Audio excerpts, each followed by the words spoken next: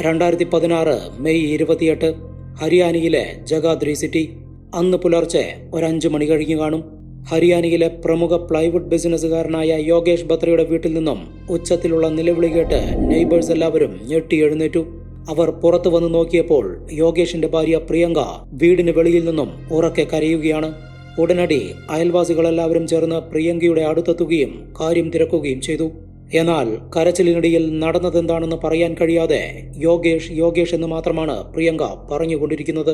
അത് കണ്ടപ്പോൾ തന്നെ യോഗേഷിന് എന്തോ അപകടം സംഭവിച്ചിട്ടുണ്ട് എന്ന് നെയ്ബേഴ്സിന് മനസ്സിലായി. അവർ വേഗത്തിൽ ആ വീടിനകത്തേക്ക് കയറുകയും യോഗേഷിന്റെ ബെഡ്റൂമിൽ ചെന്ന് നോക്കുകയും ചെയ്തു. അവർ പ്രതീക്ഷിച്ചതുപോലെ തന്നെ യോഗേഷ് ബത്ര ബെഡിൽ അനക്കമില്ലാതെ കിടക്കുന്നു. പൾസില്ല. മരണം ഏറെക്കുറെ ഉറപ്പായി.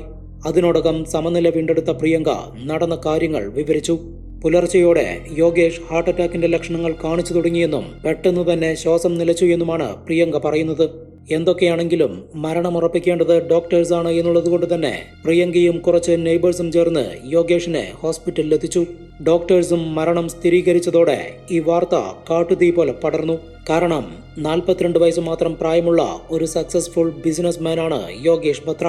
പ്ലൈവുഡ് ഇൻഡസ്ട്രിയിൽ അദ്ദേഹത്തെ അറിയാത്തവരായി ആരുമില്ല. പെട്ടെന്നുള്ള യോഗേഷിന്റെ മരണം എല്ലാവരെയും ഞെട്ടിച്ചു കളഞ്ഞു. ഉത്തരാഖണ്ഡിലുള്ള യോഗേഷിന്റെ പേരൻസും ബന്ധുക്കളുമെല്ലാം ഈ നടുക്കുന്ന വാർത്തയറിഞ്ഞ് ജഗാദ്രി സിറ്റിയിലെ യോഗേഷിന്റെ വീട്ടിലെത്തി. ഒരാൾക്ക് പോലും പ്രിയങ്കയെ സമാധാനിപ്പിക്കാൻ കഴിഞ്ഞില്ല. കാരണം അവൾ അത്രയും തകർന്ന അവസ്ഥയിലായിരുന്നു.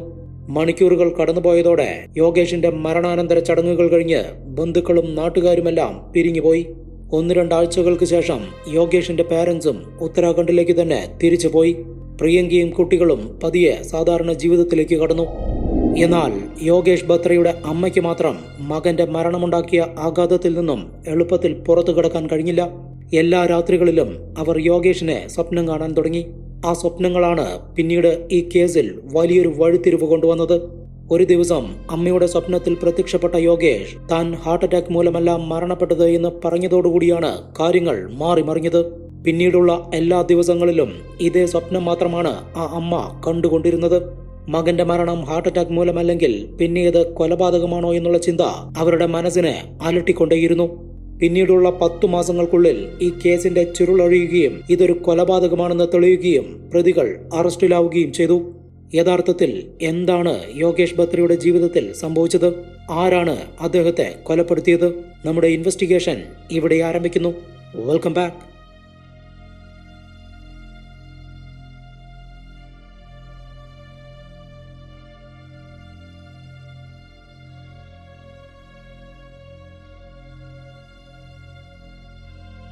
കോളേജ് പഠനകാലത്താണ് യോഗേഷ് ബത്ര അന്നത്തെ മിസ് ഡൽഹിയായ പ്രിയങ്കയെ പരിചയപ്പെട്ടതും അടുപ്പത്തിലായതും. ഇരുവരുടെയും അടുപ്പത്തിൽ വീട്ടുകാർക്കൊന്നും എതിർപ്പുണ്ടായിരുന്നില്ല. അതുകൊണ്ട് തന്നെ സ്റ്റഡീസ് പൂർത്തിയാക്കിയ ഉടനെ ഇരുവരും വിവാഹിതരായി. അവർക്ക് 2 കുട്ടികളും ജനിച്ചു. എന്നാൽ പ്രിയങ്കയ്ക്കും യോഗേഷിന്റെ അമ്മയ്ക്കുമിടയിൽ തുടർച്ചയായി അഭിപ്രായ വ്യത്യാസങ്ങൾ വന്നു തുടങ്ങിയതോടെ യോഗേഷ് പ്രിയങ്കയും കുട്ടികളുമായി ഹരിയാനയിലെ ജഗാദ്രി സിറ്റിയിലേക്ക് താമസം മാറ്റി. യോഗേഷിന്റെ പ്ലൈവുഡ് കമ്പനിയുടെ ആസ്ഥാനം ഹരിയാനയായിരുന്നതുകൊണ്ടും കൂടിയാണ് അവരങ്ങോട്ട് തന്നെ താമസം മാറ്റാൻ തീരുമാനിച്ചത്. ഹരിയാനയിലേക്ക് മാറിയതിനു ശേഷം യോഗേഷിന്റെ കമ്പനി പ്ലൈവുഡ് ഇൻഡസ്ട്രിയിൽ വലിയ മുന്നേറ്റങ്ങൾ ഉണ്ടാക്കി, ധാരാളം പണം സമ്പാദിച്ചു.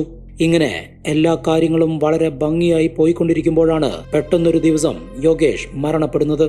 അത് ആ കുടുംബത്തിനുണ്ടാക്കിയ ആഘാതം ചെറുതായിരുന്നില്ല. യോഗേഷ് മരണപ്പെട്ട് കുറച്ച് ദിവസങ്ങൾക്ക് ശേഷമാണ് അദ്ദേഹത്തിന്റെ അമ്മ യോഗേഷിനെ സ്വപ്നം കാണാൻ തുടങ്ങിയത്. സ്വപ്നത്തിൽ തന്റെ മരണം ഹാർട്ട് അറ്റാക്ക് മൂലമല്ല എന്ന് യോഗേഷ് തുടർച്ചയായി പറയാൻ തുടങ്ങിയതോടെ അവർ ഈ കാര്യം ഭർത്താവും യോഗേഷിന്റെ അച്ഛനുമായ സുഭാഷ് ബത്രയോട് പറഞ്ഞു. ആദ്യമെല്ലാം ഇത് നിന്റെ തോന്നലുകൾ മാത്രമാണെന്ന് പറഞ്ഞ് സുഭാഷ് ബത്ര ഭാര്യയെ സമാധാനിപ്പിച്ചെങ്കിലും പിന്നീട് അദ്ദേഹത്തിനും ചില സംശയങ്ങൾ തോന്നാൻ തുടങ്ങി. കാരണം 42 വയസ്സ് മാത്രം പ്രായമുള്ള യോഗേഷ് പൂർണ്ണ ആരോഗ്യവാനും എന്നും മുടങ്ങാതെ എക്സസൈസ് ചെയ്യുന്ന ഒരു വ്യക്തിയുമാണ്. അങ്ങനെ ഒരാൾക്കാണ് ഹാർട്ട് അറ്റാക്ക് വന്നിരിക്കുന്നത്. അത് മാത്രമല്ല, മരണശേഷം യോഗേഷിന്റെ ഡെഡ് ബോഡി പോസ്റ്റ്മോർട്ടം നടത്താതിരുന്നത് പ്രിയങ്കയുടെ ഒറ്റ നിർബന്ധം കാരണമാണ്. അതും സുഭാഷ് ബത്രയുടെ മനസ്സിൽ സംശയങ്ങളുണ്ടാക്കി. എന്നിരുന്നാലും അവരിരുവരും ഇതൊന്നും പുറത്തു കാണിക്കാതെ പ്രിയങ്കയുടെ ആക്ടിവിറ്റീസ് വളരെ സൂക്ഷ്മമായി നിരീക്ഷിച്ചുകൊണ്ടിരുന്നു. ഇതോടെയാണ് കാര്യങ്ങളിൽ കൂടുതൽ വ്യക്തത വന്നത്. യോഗേഷിന്റെ മരണശേഷമുള്ള പ്രിയങ്കയുടെ സ്വഭാവത്തിൽ പ്രകടമായ മാറ്റങ്ങളുണ്ട്. വളരെ പെട്ടെന്ന് തന്നെ പ്രിയങ്ക യോഗേഷിന്റെ കമ്പനിയുടെ പുതിയ ഡയറക്ടറായി ചുമതല ഏറ്റെടുക്കുകയും ബിസിനസ് കാര്യങ്ങളെല്ലാം നോക്കി നടത്താനും തുടങ്ങിയിരുന്നു. ഇതിനെല്ലാം പുറമെ യോഗേഷിന്റെ പേരിലുള്ള എല്ലാ ആസ്തികളും പ്രിയങ്കയുടെ പേരിലേക്ക് മാറ്റാനുള്ള ശ്രമങ്ങളും തുടങ്ങിക്കഴിഞ്ഞിരുന്നു. യോഗേഷിന്റെ പാരന്റ്സിന് അത്യാവശ്യം പ്രായമായതുകൊണ്ടും അവരുടെ പേരിൽ ഓൾറെഡി ആവശ്യത്തിന് സ്വത്തുക്കൾ ഉള്ളതുകൊണ്ടും ഇതൊന്നും അവരെ ബാധിക്കുന്ന കാര്യമല്ല. എന്നിരുന്നാലും മകൻ മരിച്ച ദിവസങ്ങൾക്കുള്ളിൽ തന്നെ മരുമകൾ ഇതെല്ലാം ചെയ്തു തുടങ്ങിയതാണ് അവരിൽ സംശയമുണ്ടാക്കിയത്. അടുത്ത ഒരു മാസത്തിനുള്ളിൽ തന്നെ പ്രിയങ്ക അവളുടെ 2 കുട്ടികളെയും ഡെറാഡൂണിലെ ഒരു ബോർഡിംഗ് സ്കൂളിൽ കൊണ്ട് ചേർത്തത് അവരുടെ സംശയം ഇരട്ടിയാക്കി. കാരണം കുട്ടികൾ രണ്ടാളും ഹരിയാനയിലെ വീടിന് തൊട്ടടുത്തുള്ള സ്കൂളിൽ തന്നെയായിരുന്നു പഠിച്ചിരുന്നത്. അവരെ പെട്ടെന്ന് സ്കൂൾ മാറ്റി ബോർഡിംഗ് സ്കൂളിലേക്കാക്കേണ്ട ഒരാവശ്യവും ഉണ്ടായിരുന്നില്ല. ഓൾറെഡി അച്ഛൻ നഷ്ടപ്പെട്ടതിന്റെ വിഷമത്തിലിരിക്കുന്ന ആ കുട്ടികൾക്ക് അമ്മയുടെ സാന്നിധ്യവും ഇല്ലാതാക്കിയിരിക്കുകയാണ് പ്രിയങ്ക.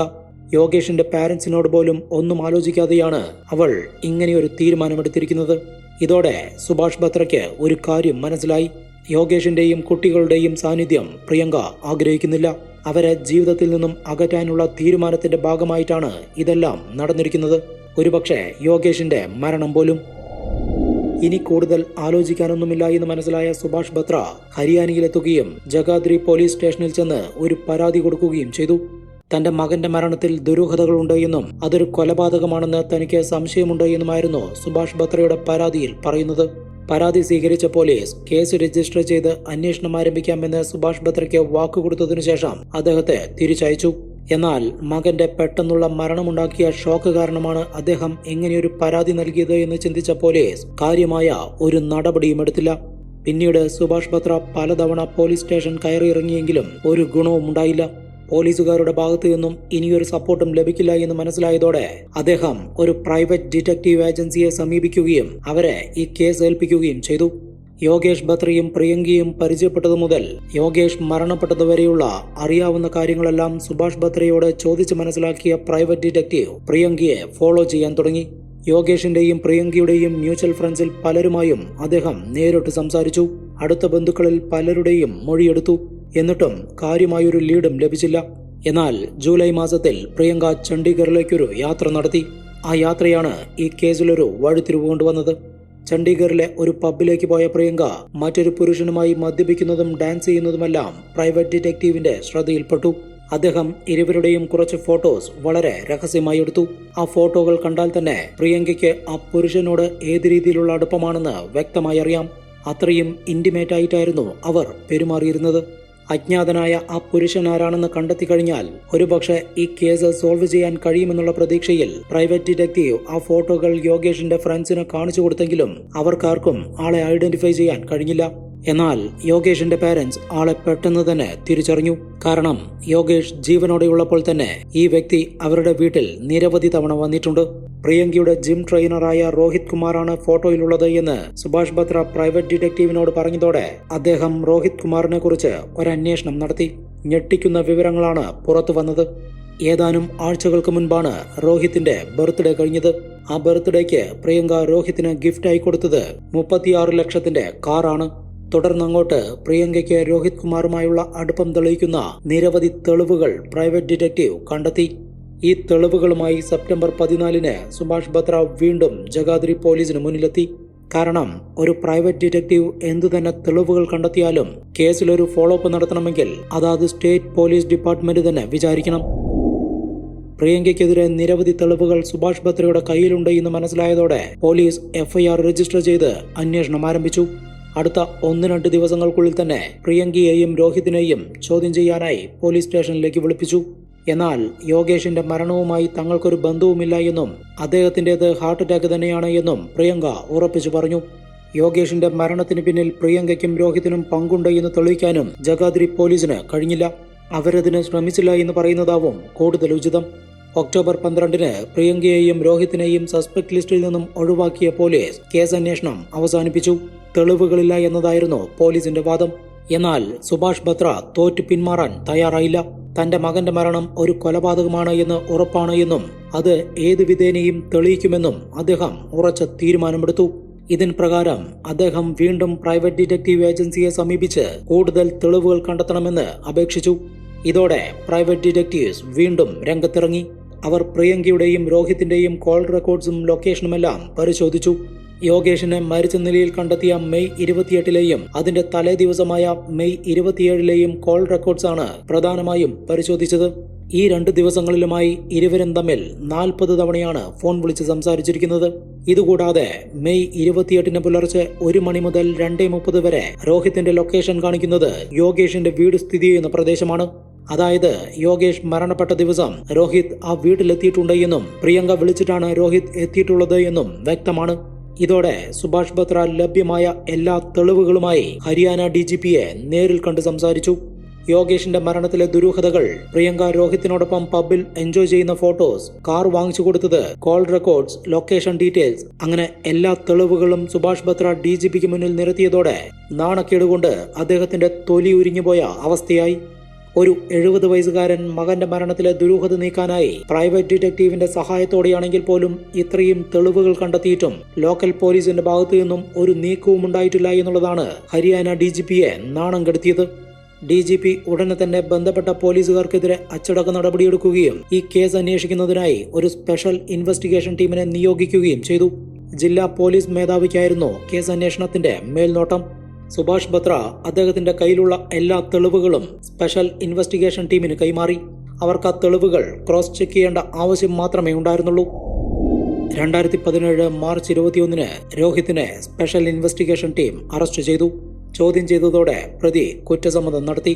പ്രിയങ്കയുടെ പങ്കും രോഹിത് വെളിപ്പെടുത്തിയതോടെ മാർച്ച് 22-ന് പ്രിയങ്കയും അറസ്റ്റ് ചെയ്യപ്പെട്ടു. ഇരുവരുടെയും കുറ്റസമ്മത മൊഴി പ്രകാരം നടന്നിരിക്കുന്നത് ഇങ്ങനെയാണ്. 2016 ജനുവരിയിൽ തന്നെ പ്രിയങ്കയ്ക്ക് രോഹിത്തുമായി വിവാഹേതര ബന്ധമുണ്ട് എന്ന് യോഗേഷ് കണ്ടെത്തിയിരുന്നു. ഒരു ദിവസം യോഗേഷ് വീട്ടിലെത്തിയപ്പോൾ പ്രിയങ്കയെ രോഹിത്തിനോടൊപ്പം മോശമായ രീതിയിൽ കണ്ടതോടുകൂടിയാണ് പ്രശ്നങ്ങൾ ആരംഭിച്ചത്. നാണക്കേടുകൊണ്ട് യോഗേഷ് ഈ കാര്യം ആരോടും വെളിപ്പെടുത്തിയില്ലെങ്കിലും തുടർന്നുള്ള ദിവസങ്ങളിൽ പ്രിയങ്കയുമായി അദ്ദേഹം നിരന്തരമായി വഴക്കിട്ടു. ഒടുവിൽ ഡിവോഴ്സ് ചെയ്യാമെന്നുള്ള തീരുമാനത്തിലേക്ക് യോഗേഷ് എത്തിച്ചേർന്നു. ഇതോടെയാണ് പ്രതികളുടെ ക്രിമിനൽ മൈൻഡ് പ്രവർത്തിച്ചു തുടങ്ങിയത്. എല്ലാത്തിനും തുടക്കം കുറിച്ചത് പ്രിയങ്ക തന്നെയായിരുന്നു. കോടികളുടെ ആസ്തിയാണ് യോഗേഷിന്റെ പേരിലുള്ളത്. അവൻ മരണപ്പെടുകയാണെങ്കിൽ ഇതിന്റെയെല്ലാം അവകാശികൾ പ്രിയങ്കയും കുട്ടികളുമാണ്. ഏതെങ്കിലും വഴിക്ക് കുട്ടികളെയും ഒഴിവാക്കിയാൽ എല്ലാ സ്വത്തുക്കളും പ്രിയങ്കയ്ക്ക് സ്വന്തമാക്കാം. രോഹിത്തിനാണെങ്കിൽ ധാരാളം കടമുണ്ട്. ജിമ്മെല്ലാം നഷ്ടത്തിലുമാണ്. രോഹിത്തിന്റെ കടങ്ങളെല്ലാം തീർത്ത് അവനോടൊപ്പം സുഖമായി ജീവിക്കണമെങ്കിൽ യോഗേഷ് എന്ന തടസ്സം ഇല്ലാതാവണം. അതിനുവേണ്ടി പ്രിയങ്ക ഒരു പ്ലാൻ തയ്യാറാക്കി. അത് രോഹിത്തിനെ അറിയിച്ചു. രോഹിത്തും സമ്മതമറിയിച്ചതോടെ അവർ ആ പ്ലാൻ നടപ്പിലാക്കാൻ തീരുമാനിച്ചു. പിന്നീട് സോനു സിംഗ്, സതീഷ് കുമാർ എന്നീ 2 പേർ കൂടി ഈ പ്ലാനിന്റെ ഭാഗമായി.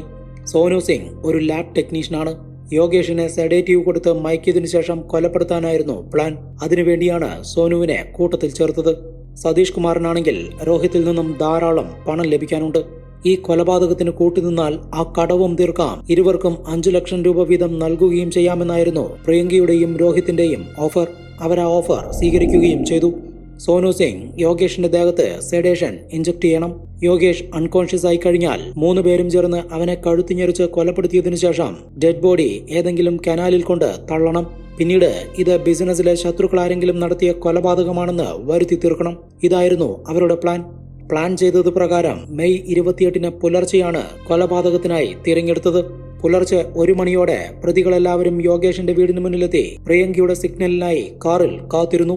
1:30 പ്രിയങ്ക വീടിന്റെ ബാക്ക് ഡോർ തുറന്നിട്ടതിനു ശേഷം പ്രതികൾക്ക് അകത്ത് കയറാനുള്ള സിഗ്നൽ കൊടുത്തു. ഇതോടെ 3 പേരും ആ വീടിനകത്തേക്ക് കയറി. ഫസ്റ്റ് ഫ്ലോറിലെ ബെഡ്റൂമിലായിരുന്നു യോഗേഷ് കിടന്നുറങ്ങിയിരുന്നത്. കുട്ടികൾ താഴത്തെ റൂമിലും. പ്രതികൾ ശബ്ദമുണ്ടാക്കാതെ മുകളിലത്തെ റൂമിലെത്തി. സോനു സിംഗ് ഹോസ്പിറ്റലിൽ നിന്നും 2 സിറിഞ്ചുകളാണ് കൊണ്ടുവന്നിരുന്നത്. അതിലൊന്നിൽ മരുന്ന് നിറച്ച് യോഗേഷിന്റെ ദേഹത്ത് ഇഞ്ചക്ട് ചെയ്യാൻ ശ്രമിക്കുന്നതിനിടയിൽ ശബ്ദം കേട്ട് യോഗേഷ് ഉണർന്നു. പെട്ടെന്ന് തന്നെ രോഹിത്തും സതീഷ് കുമാറും ചേർന്ന് യോഗേഷിനെ ബലമായി പിടിക്കുകയും സോനു സിംഗ് മരുന്ന് കുത്തിവെക്കാൻ ശ്രമിക്കുകയും ചെയ്തു. എന്നാൽ ആ പിടിവലിക്കിടയിൽ സിറിഞ്ചിന്റെ നീഡിൽ പൊട്ടിപ്പോയി. പ്ലാൻ പൊളിഞ്ഞു എന്നറിഞ്ഞതോടെ പ്രിയങ്ക റൂമിനകത്തെത്തി. യോഗേഷ് നിലവിളിച്ച് ആളെ കൂട്ടുമ്പോഴേക്കും എങ്ങനെയെങ്കിലും അവനെ കൊല്ലാൻ അവൾ നിർദ്ദേശം നൽകി.